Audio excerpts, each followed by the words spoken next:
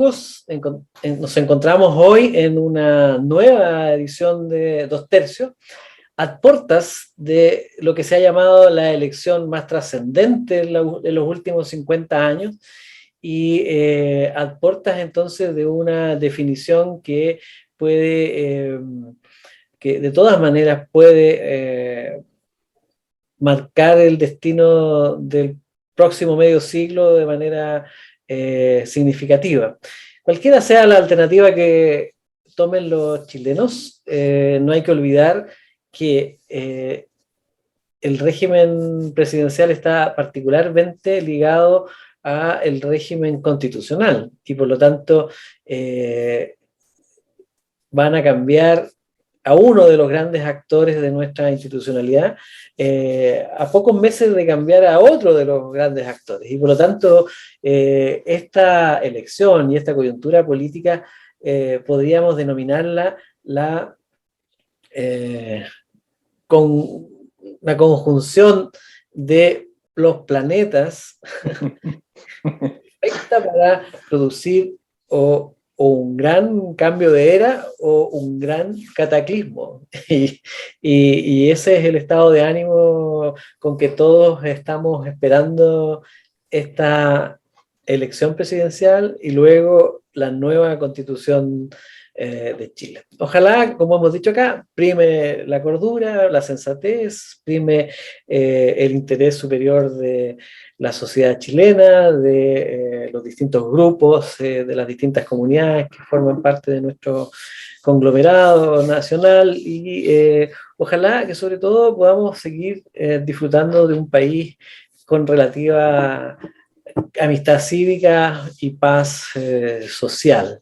Con relativa digo porque en los últimos años esto se ha ido poniendo cada vez más en duda. ¿Cómo estás, Atricio? Buenas Yo muy tardes. bien. La hice yo sin querer, discúlpame. No, está bien, está bien. No, ¿cómo estás, Alejandro, estimados auditores?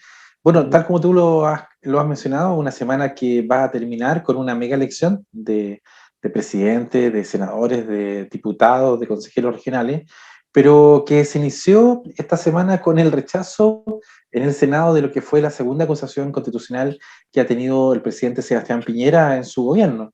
Recordemos que la primera acusación fue en el 2019 a raíz del estallido social y su responsabilidad en la violación de derechos humanos, donde hubo muertes, donde hubo mutilaciones, abuso policial, expresiones del mismo presidente como que estábamos en guerra.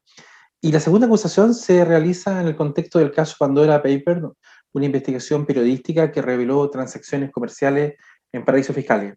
¿Cómo ha afectado esto el régimen presidencialista? Algo lo comentamos la semana pasada.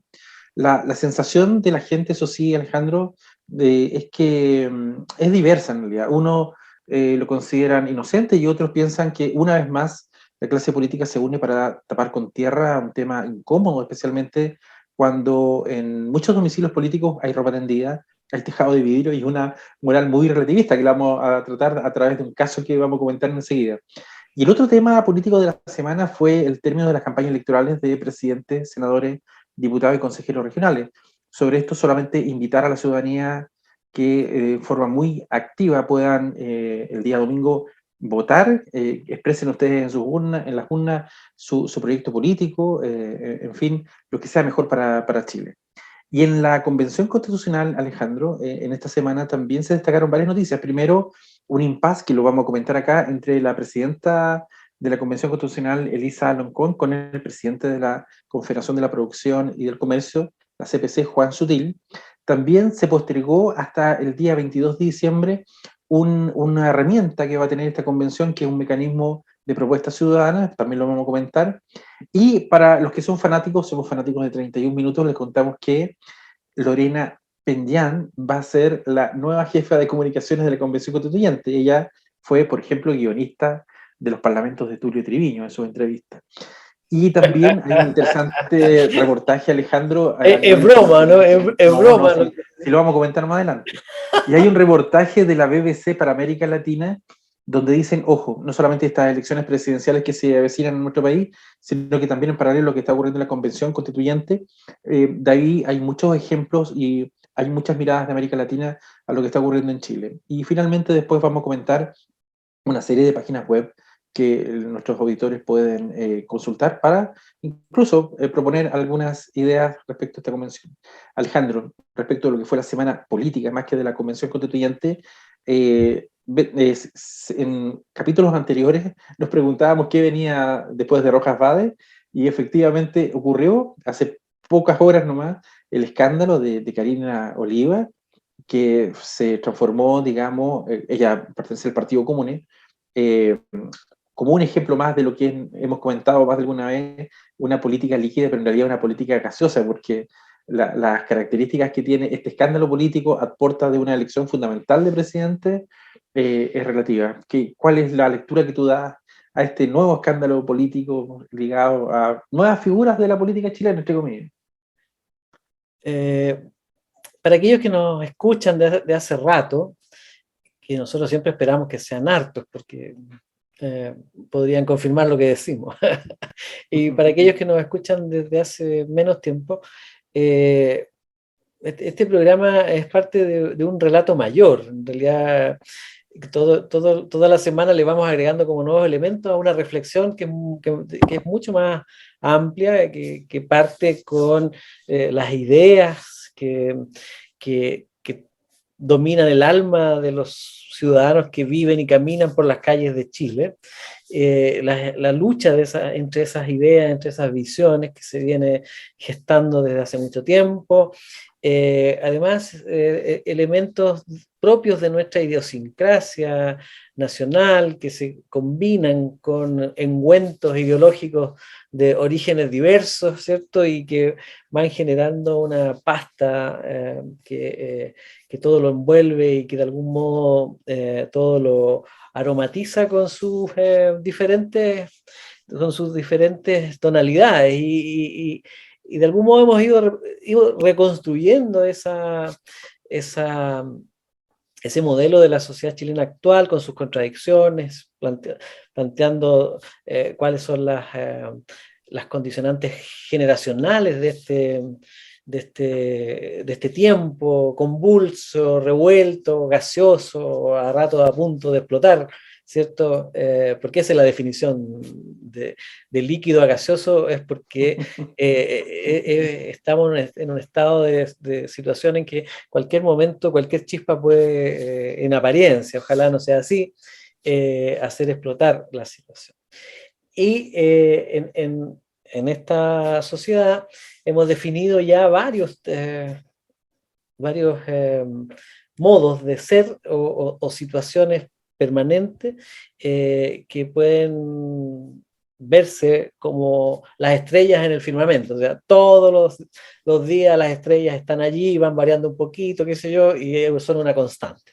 Y una de esas constantes que hemos identificado claramente es la impostura, ¿cierto? Esta es la época de la impostura. Lo que podemos esperar es que cada semana alguien salga con una embarrada gigantesca, que no tiene otra explicación que concluir que lo que esa persona decía, señalaba, prometía, vociferaba, increpaba, no tiene nada que ver con lo que hacía, con lo que gestaba, con lo que guardaba, con lo que ocultaba, con lo que en realidad movía. Y esa es la impostura, y estamos llenos de personas que viven en la impostura permanente. No moralizamos a diferencia del estilo actual de hacer política, solo señalamos el fenómeno, la impostura. ¿En qué podemos explicar la impostura en lo fundamental? En que hay un cambio de época, el cambio de las grandes ideologías, de la adhesión a las grandes ideas, a las corrientes mayoritarias de pensamiento que eran públicas, que eran decálogos de accionar, que buscaban siempre que coincidiera lo que se decía con lo que se hacía, que eran mucho más severas de lo que se es hoy día en sancionar y de algún modo guiar la moral pública e incluso la moral privada. Esa forma de ser se ha ido extinguiendo y hoy día lo que hay es una moral pública que se guía por los intereses privados, fundamentalmente. La privatización de la moral pública, y yo diría que es derechamente, y eso es una opinión más personal, es la libre mercantilización de la moral pública. Entonces, y eso es lo que hemos venido viendo. El caso el último que apareció es el de Rojas Vade, ¿cierto? Pero hoy día hasta el propio Rojas Vade podría, y como era su estilo también, mostrarse perplejo y decir, pero ¿cómo Karina Oliva tan carepalo? Así esa es la impostura, ¿eh? Entonces está lleno de personas que dicen, pero ¿cómo tan carepalo? Y no reparan en cómo están actuando. Entonces, bueno, pero básicamente esa es la impostura. Y por supuesto que lo que ocurrió esta semana no viene sino a confirmar, primero, que estamos en la época de la impostura. Segundo, que vamos a seguir viendo casos como este. Tercero, otra cosa que hemos dicho, que los amigos, los amiguis, las amigues, con ¿cierto? Los compañeros, ¿cierto? Los compañeros de lucha desaparecen inmediatamente cuando hay un problema. O sea, lo que ha ocurrido de ayer hoy día es el abandono, el desdén y para decirlo en términos bien chilenos, la tirada de cadena que le han hecho a Karina Oliva. O sea, un hecho notable es que Gabriel Boric entra a una especie de entrevista en una actividad que tenía en una de las comunas de Santiago, ya actividad de cierre de su campaña, y le preguntan los periodistas, bueno, ¿qué opina de esta situación? Y en ese minuto, fiel a su estilo, bueno, hay que dejar que las cosas se vayan decantando, que se investigue, que se aclare, qué sé yo. Uno de los periodistas le dice, pero ¿cómo? Si ya la propia Karina Oliva ha ido reconociendo que en realidad usó esta plata para pagarle a gente que llevaba meses antes de la campaña trabajando con ella, y ahí mismo Boric en una de esas volteretas que son otras de las características de esta época, ¿cierto? La acrobacia en 360 grados termina diciendo que una persona o sea, con ese cuestionamiento no es su amiga y no forma parte de las personas de su confianza. Literalmente le tiran la cadena en vivo, pero ya los, los otros amigos de coalición, la gente del PC, que a propósito es la que más se beneficia con que se caiga Oliva, porque su candidato a senador ni más ni menos que Tellier, y también le tira la cadena las amiguis feministas solidarias y sororidarias, ¿cierto? Se encargan de despachar a Karina Oliva a buena parte, y me refiero a Camila Vallejo y a Carol Cariola. Y bueno, se demuestra que en este ambiente de Chile unido, de amistad, de cruzada por un futuro esplendoroso, hay cero amistad, cero, cero tolerancia para, no necesariamente la falta, sino cero tolerancia para los competidores que están en carrera Sí. por una causa común, pero al interior de esa causa común encontrados en quién gana por esa causa común, porque se acabó el binominal, pero la competencia entre pares sigue siendo tan feroz como hace 20 años atrás o 30 años atrás.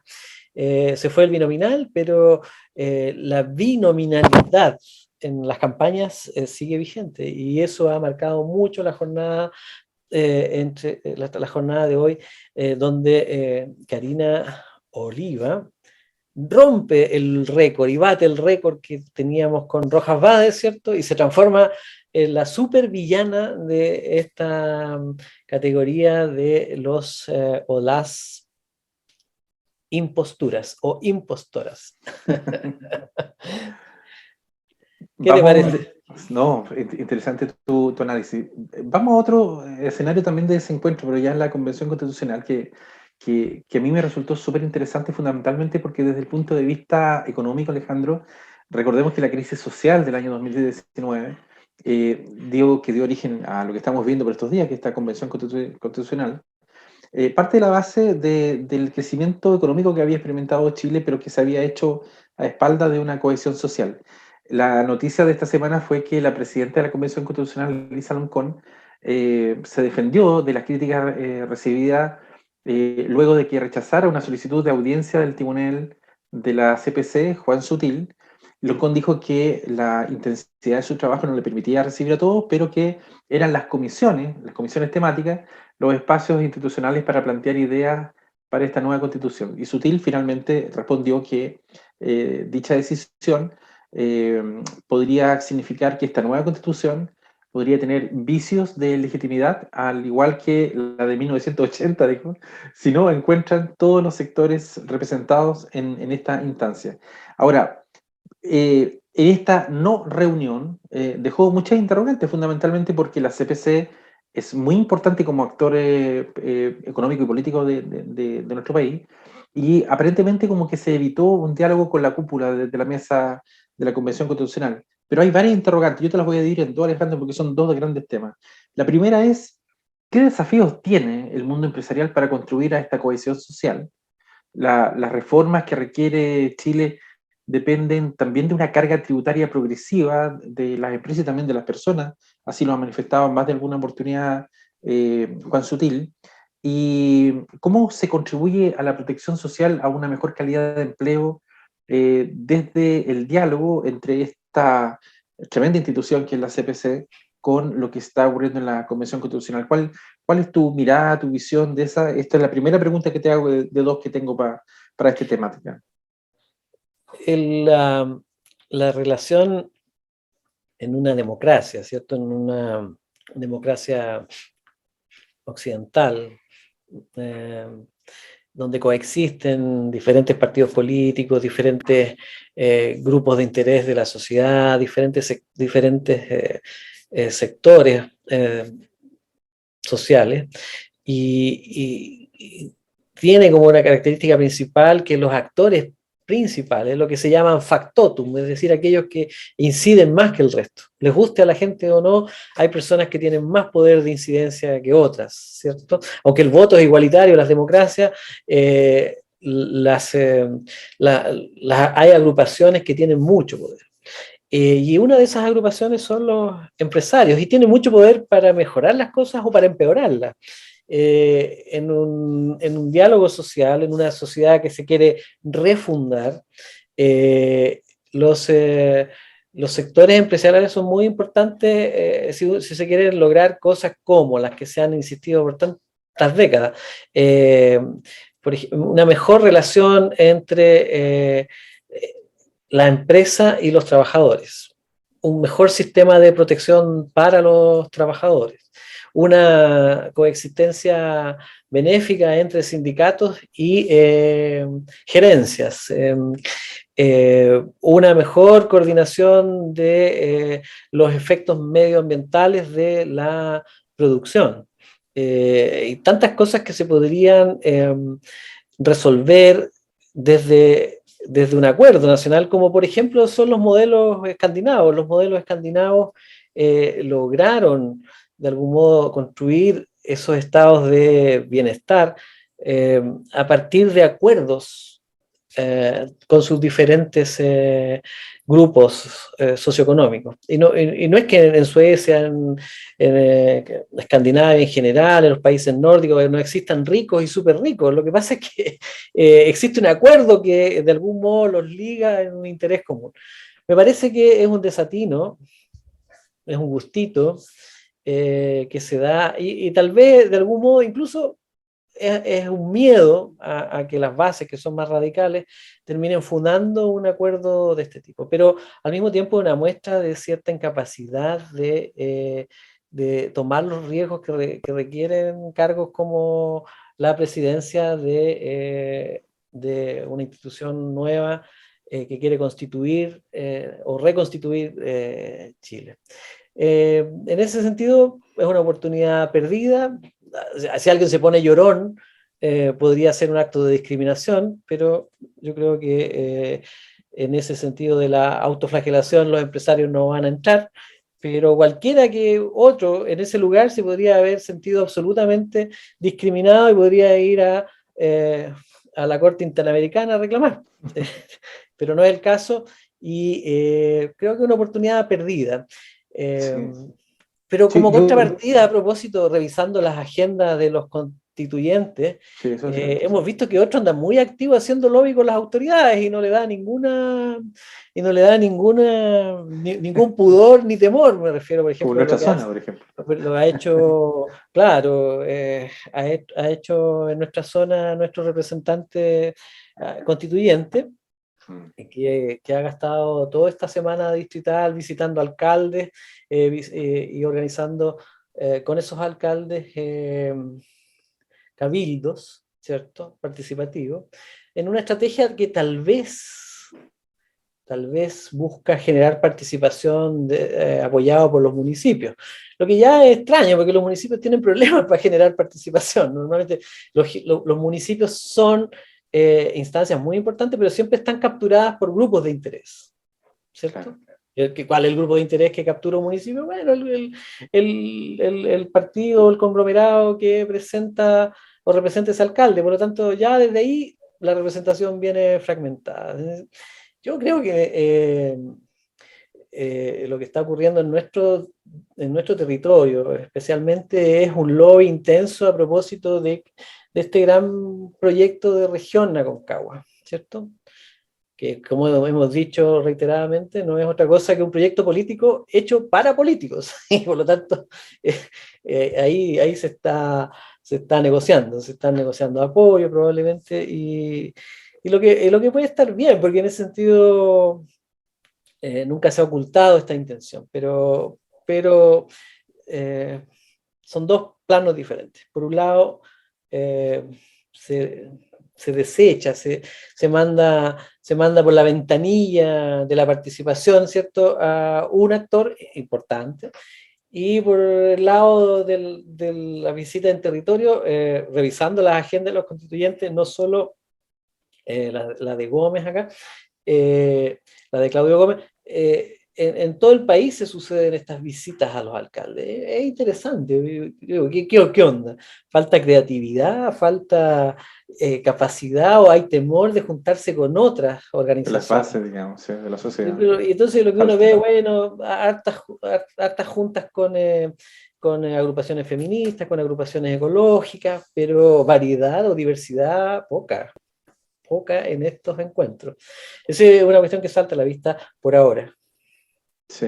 Yo solamente comentar a raíz de lo que estábamos viendo, volviendo al caso, digamos, de Juan Sutil y con Elisa Loncón, que también se perdió una gran oportunidad, Alejandro, de hablar sobre uno de los grandes problemas que tienen el mundo empresarial de nuestro país. Uno tiene que ver con la colusión, con el financiamiento ilegal de la política, que lo hemos visto, con los abusos laborales, con los problemas medioambientales que genera, digamos, la actividad comercial, la precarización del empleo, los bajos salarios, temas de regulación del comercio, en fin. Bueno, son muchas temáticas. Alejandro, Pero, otro tema, dime, ¿sí? sí, a propósito de eso, lo que pasa es que lo que apareció ahora con el caso de Oliva es que si, si las facturas ideológicamente falsas, de las Sí, que hablamos desde años atrás y que llevaron a esta nueva ley electoral y entre otras cosas que llevaron a financiar a los partidos políticos para evitar la injerencia de los empresarios que apoyaban a determinados candidatos. Si eso fue lo que se persiguió, Karina Oliva lo derrumbó de un plumazo, porque hoy, de algún modo bastante sorpresivo, queda en evidencia que el financiamiento ilegal de la política se puede hacer con recursos públicos. Entonces, ese es el gran aporte hasta este rato del Frente Amplio y de Comunes. O sea, en ese sentido, Comunes es un partido que terminó patentando uno de los hechos más comunes de la historia política reciente, que es el financiamiento ilegal. Y ahora con recursos públicos. Por supuesto que queda mucho por ver y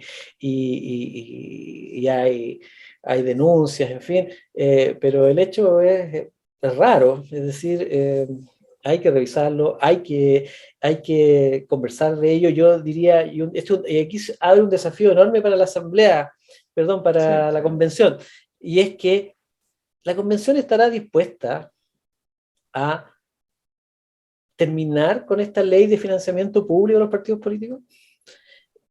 Yo en lo particular creo que esta ley es nefasta. Hablaremos en otra oportunidad por qué es nefasta, pero desde ya el caso de Karina Oliva muestra una de las aristas de por qué es nefasta, pero es nefasta por muchas otras razones. Y para que haya un ejemplo y no quedarnos ahí con la piedra lanzada y sin ejemplo, y es por ejemplo, es que el caso de que si antes era difícil, antes de esa ley era difícil que hubiese renovación y que hubiese rotación en las cúpulas y en los controladores de los partidos políticos, con esta ley de financiamiento público es imposible que la haya porque se volvió una industria. Hay demasiados intereses en tener el timbre. Antes el timbre tenía un valor más bien romántico y simbólico. Hoy día son lucas, son recursos, son trabajos permanentes, son muchas situaciones. Y lo que le pasó a la lista del pueblo y lo que le pasó a Karina Oliva no es sino una muestra de cómo estos nuevos actores son demasiado vulnerables a la tentación de esos recursos. O sea, los otros por lo menos tenían prurito. Aquí hay cero prurito, así que se vuelve interesante esta conversación. No sé si estará pasando por las cabecitas de los constituyentes que tal vez están pensando en qué hacer con esas luquitas, digamos. Y ya hemos visto cómo la discusión de más recursos también se ha vuelto una constante en el tema de la Asamblea. Perdón, de la Convención. Poderoso es don dinero, como decía un dicho. Poderoso caballero, no tan caballero. Así es. Entonces, Alejandro, se vuelve interesante. Sí. Hay dos noticias que son súper interesantes. La primera, una que mencionaba Damaris Labarca, que es una convencional constituyente, que es la coordinadora de la Comisión de Derechos Fundamentales. Hablaba sobre que la legitimidad de la propia ciudadanía a este nuevo proceso constituyente para generar, por ejemplo, artículos para una nueva constitución. Y para eso se presentó algo que se llaman propuestas ciudadanas, que van a estar operativas en la plataforma de la Convención Constitucional a partir del día 22 de noviembre, con la salvedad de que cualquiera de nosotros podría elaborar una norma, pero para que pueda, digamos, implementarse eso, debemos tener un patrocinio de 15.000 firmas para poder presentarla. Y lo otro, que también ¿Cuánto se necesitaba para ser constituyente? Porque no tuvieron ni siquiera la deferencia de homologar. No, era mucho menos. Y lo otro... Tenemos constituyente con 2.000 votos claro, sí. Y nos ponen 15.000. Súper difícil en realidad hacerlo. Ahí no se le ocurre la solución de las consultas dirimentes, pues ahí lo dirimente no se le ocurre a nadie, ¿cierto? Para ese tema no está. Y lo otro... Eso, ¿sí? Perdón, porque ya no nos queda tanto tiempo. Me hace acordar esta definición a una definición de Ford, de Henry Ford, que estaba muy de acuerdo con que la gente tuviera la libertad para elegir los autos que quiere comprar, y en relación a sus autos decía, yo estoy muy de acuerdo que la gente quiera comprar mis autos siempre y cuando compren mis autos negros, porque habían pintado sus autos solo negros. Entonces, la única libertad que tenían era de comprar autos Ford negros, porque no habían de otro color. Aquí se parece un poco la idea. Tiene toda la libertad de presentar ideas, pero siempre y cuando sean las que están de moda, o sea, las negras, o las rojas o las verdes, pero esas nomás, o sea, otras no. Pareciera. Yo No, no se desde ya, puede. o sea, no sé si juntaría 15.000 firmas para cambiar el financiamiento a la política constitucionalmente. Me No. gustaría y probablemente reuniríamos más de 15.000 firmas, pero ¿es el mecanismo? Cuando se supone Difícil, que ellos ¿eh? están para pensar este tipo de cosas. Alejandro, Sí, y antes que nos vamos, solamente comentar, volver a comentar que nada más y nada menos que una de las guionistas del popular programa 31 Minutos y prácticamente la persona detrás de la imagen de Tulo Triviño en todas sus entrevistas, Lorena Penjan, se transformó en la jefa de comunicaciones de la Convención Constitucional, que era finalmente la pata coja que tenía este organismo, donde hay mucha tecnología hoy en día, pero de verdad que ellos ha sido un nudo hoy en día eso en esta convención, ¿cierto? sería interesante saber cómo eligieron a esa chiquilla. No tengo nada en contra de ella, me encantaba 31 minutos, pero esto lo único que viene a demostrar es que tenéis que estar en Santiago y ser del establishment y muy bien relacionado con ciertos sectores para llegar a ser jefa de comunicaciones de la convención.